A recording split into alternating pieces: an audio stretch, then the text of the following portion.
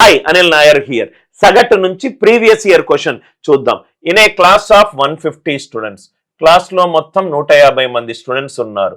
Right, girls are 60, average weight of boys is 52 అన్నాడు, girls 48 అన్నాడు. Class లో మొత్తం ఎంతమంది ఉన్నారు?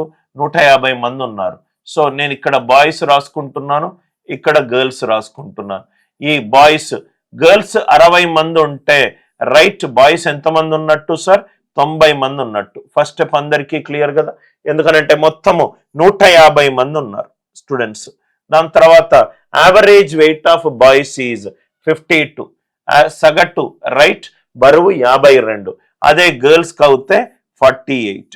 అయితే 48, మనకు బాయ్స్ ప్లస్ గర్ల్స్ సగటు కావాలి, బాయ్స్ ప్లస్ గర్ల్స్ సగటు కావాలి.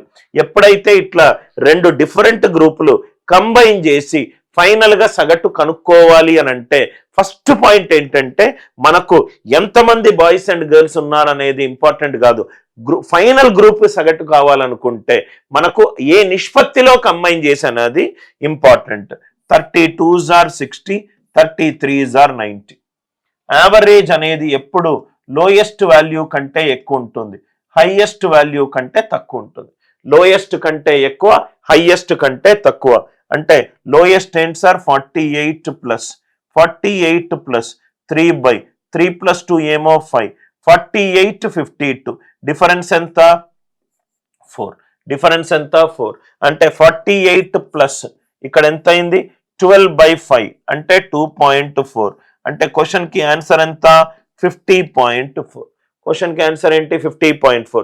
సార్ యావరేజ్ లోయెస్ట్ వాల్యూ కంటే ఎక్కువ తీసుకున్నారు, హైయెస్ట్ కంటే తక్కువ తీసుకుంటే 52 మైనస్ 2/5 ఇంటూ 4, 8/5 అంటే 1.6. 52 మైనస్ 1.6. ఈ క్వశ్చన్ కి ఆన్సర్ ఏంటి? 50.4. లోయెస్ట్ కన్నా ఎక్కువ తీసుకున్నా, హైయెస్ట్ కన్నా తక్కువ తీసుకున్నా మనకు సేమ్ ఆన్సర్ వస్తుంది. ఇక్కడ నిష్పత్తి తీసుకోండి, వాల్యూలు తీసుకోకండి. కొంచెము ఎక్కువ టైం తీసుకుంటారు వాల్యూలు తీసుకుంటే. కాన్సెప్ట్ నచ్చితే గనక వీడియోని లైక్ చేయండి, షేర్ చేయండి, ఛానల్ని సబ్స్క్రైబ్ చేసుకోండి.